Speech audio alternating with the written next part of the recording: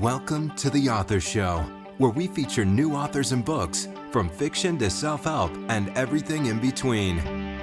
You'll find it all at theauthorshow.com. That's theauthorshow.com. And now let the show begin. Hi, this is The Author Show, and I'm your host, Linda Thompson. When the first sentence of a book synopsis begins with, and I quote, "If your loved one has been diagnosed with Alzheimer's, be prepared for anything. It can be a shocking disease," unquote. You just know that you're in for an emotional journey. Our author, Pam Ostrowski, has written It's Not That Simple, helping families navigate the Alzheimer's journey. And it tells a lot about her own personal journey. Pam's here to share more. Pam, welcome to The Author Show. Thank you so much, Linda. I appreciate it and look forward to having a chat with you about the book today. Well, Pam, will you give us a quick overview of It's Not That Simple? Absolutely. So it's really a guidebook for family members, whether that is adult children or a spouse, on walking through the Alzheimer's journey. And the reason why I wanted to share my story with my 14-year journey with my mom and dad was that you can learn a lot in that time period. And I basically wanted to share the lessons I learned, the mistakes that I made, and let others know that this is not a journey that has to be filled with guilt and regret and sadness and grief. It can be very transformational, but you have to know how to view the journey, how to cope with the emotions, and what to do in order to provide the best care possible for your loved one with dementia. So that's the purpose behind the book. It's a little bit of story, a bunch of facts, conversation starters, and just a really good reference book for those on this journey. Well, when most of us hear the word Alzheimer's or dementia, we shudder and hope that it never affects us in any way. What were your first thoughts when you learned that your mother had been diagnosed? Well, it happened actually in a flower nursery. It was kind of a flower shop with a U.S. Postal Service inside of it. And Mom had unreasonable anxiety about Dad not making the line to mail the bill. I had to take her face in my hands and look her right in the eye and say, "It's going to be okay. The water bill will make it to the provider on time. We don't have to worry about it." And there was this really sad little fearful girl behind those eyes. And I thought, oh my gosh, we are in for a ride. And that was the first time that I noticed her behaviors and really started tuning in, being able to then observe and ask her questions about some of, what did you have for lunch?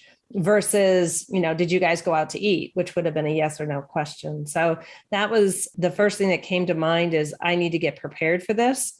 And I moved them within 8 months. I moved them to Phoenix from New Hampshire. So that was my first action as I just packed them up, had them move and come out by me so that I could observe her behavior one-on-one in person. Well, Pam, not only was your mother diagnosed with Alzheimer's, but your father was afflicted with dementia. Were you dealing with both at the same time, or what was the timeline of your journey? So Dad didn't develop dementia until about 2 years before he passed. So Mom started in 2001. By 2007, she needed to move to a care community and Dad moved with her. So that was 2007. And then a couple of years later is when Dad really started to show significant signs of dementia. It was both of them at the same time, yes.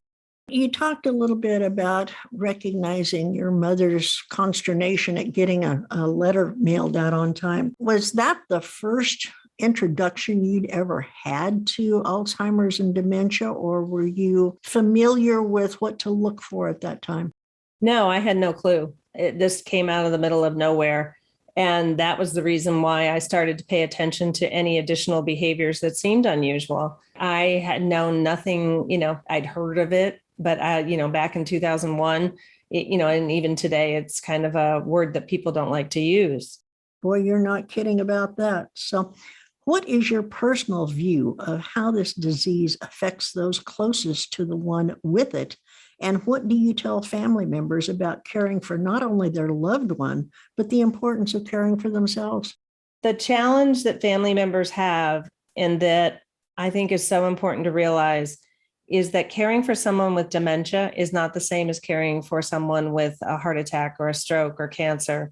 This individual is losing their ability to live their life normally. And there's no way that a family member can look at that individual and try to convince them to come back, to regain those memories that they're losing, or to remember how to tie their shoes or take a shower or brush their teeth.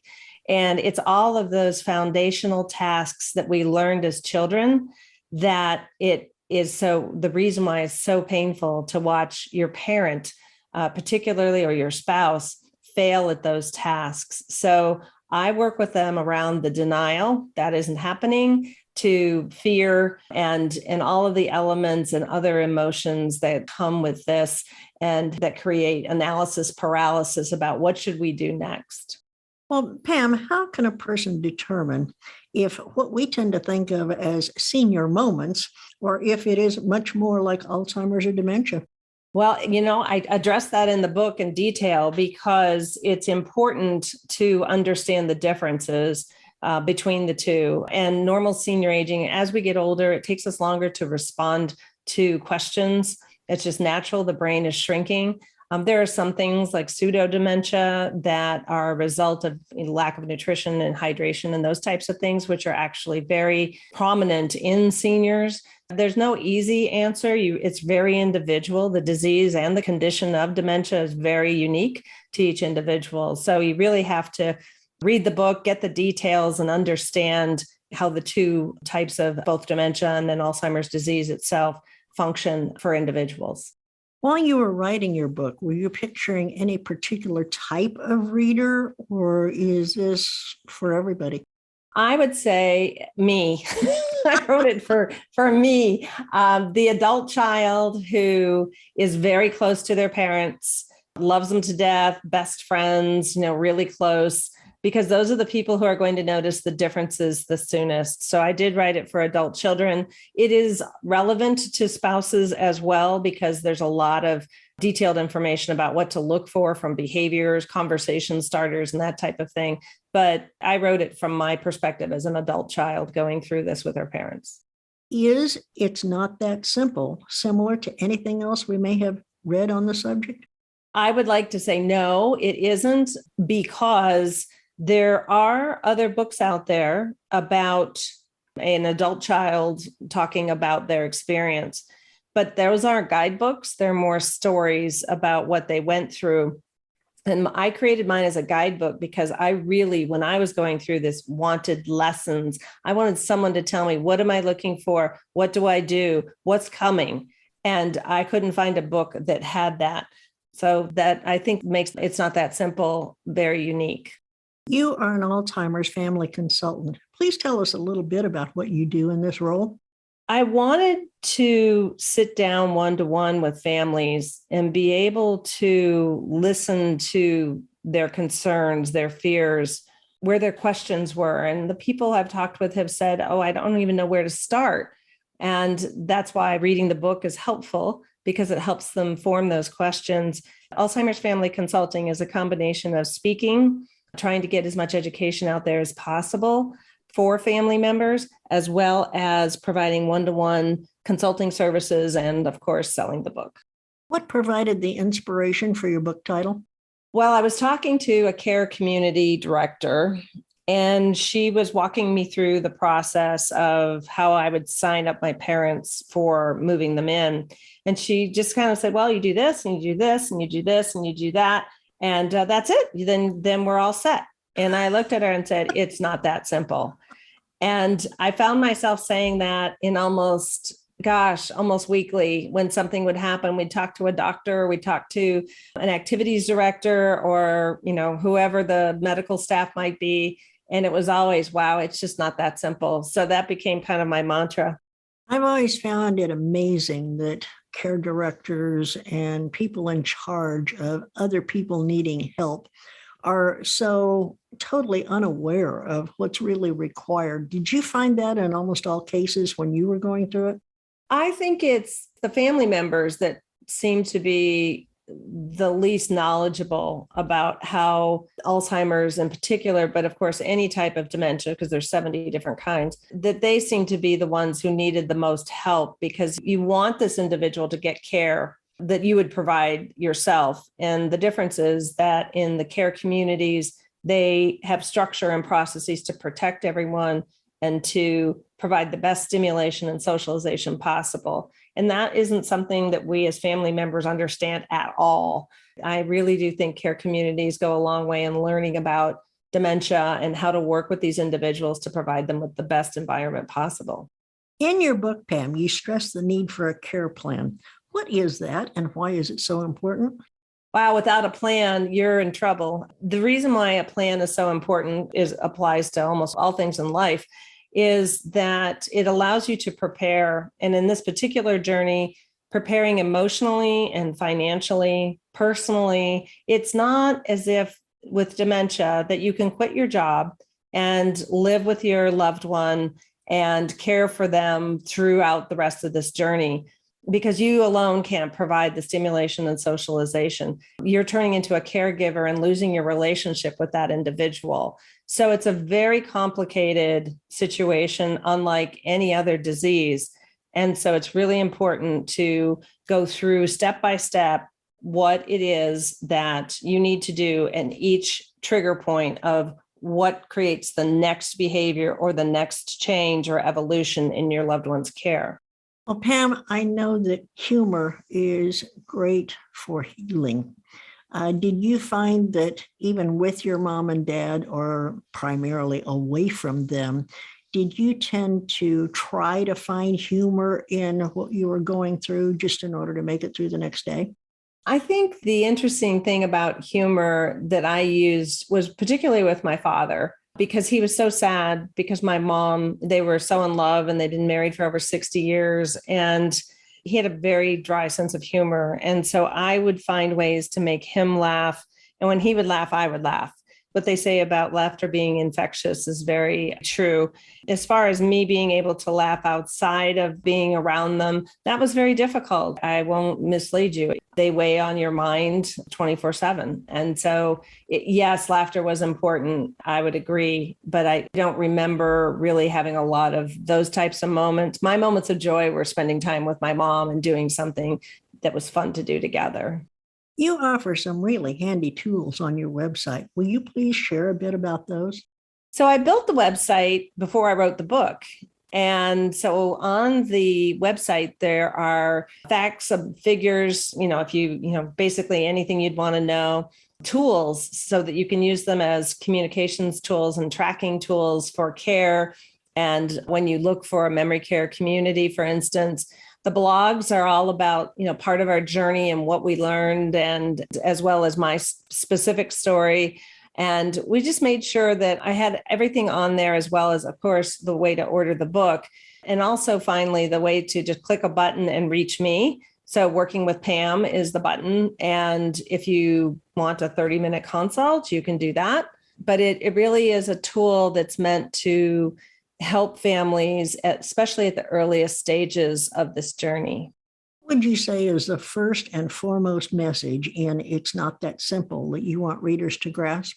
I would say that every moment matters, and that this disease is not something you're in it for the long haul. So being upset and angry and frustrated is a waste of energy. And so having a plan helps you not feel regret, not feel guilt, but instead realize that every day is going to be different, and that there are moments of joy, even though this disease is affecting your loved one. Boy, that makes a lot of sense. So now I get to ask, will you please read a short excerpt from It's Not That Simple for us? Sure, I'd be happy to. So one of the emotions that happens frequently is this fear concept that I mentioned. There's a fear that the next time you or one of your care team visit, your loved one will not know you. It's a deep-seated fear that may or may not come to fruition. Their recognition can even change from week to week. The future of their relationship is unknown, and that's a pretty scary feeling. Yet, during this time, your family and close friends are the ones that understand the most about what's happening. Support each other. That's what your loved one would want, not arguments and separation. In defense of family members, the frustration with a loved one is rooted in the fear that they're disappearing and no longer functioning in their previous role, which in many cases is as a spouse or parent. Yes, that's a tough pill to swallow, but for the sake of your loved one, never, ever argue or get upset anywhere near them. Memory care patients remember emotions. They may not remember the days of the week or the season of the year, but they'll remember you left angry and they'll be sad. Worse, they'll hold on to that sadness because somewhere in their hearts, they sense they failed you. So where does our fear come from? I believe it comes from feeling powerless, unable to change the outcome of an event, or unable to understand the full scope of the situation and the possibilities this disease brings with it. During every visit with Mom, I'd look into her eyes and ask myself, is she still in there somewhere? My fear was that my mother was locked in a body that couldn't communicate. So I'd watch her closely for all the nuances of our decades of interactions, the smile, the squeezing of my hand, the patting of my face, and hugs. Yes, she was still in there. Oh my gosh. That kind of brought tears to my eyes just thinking about that. So I know we talked about your website, but I want to reiterate again, where can we learn more about you and where can we purchase It's Not That Simple? Well, the website is called itsnotthatsimple.com. If you go to that homepage, on the right-hand side, you'll see book. If you click on book, that's where you can order the book.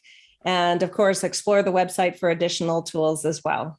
We've been talking with Pam Ostrowski, author of It's Not That Simple. Pam, thank you so much for taking time to share your very important message with us today. I can only imagine how this journey affects those directly involved with it, and my heart goes out to every one of them. If you decide to publish another book, will you please come back and chat with us again? Oh, I would love that. Thank you so much, Linda. Here's part of a review I found for Pam's book. This is a well-written and insightful look into the author's struggles and successes with her own family.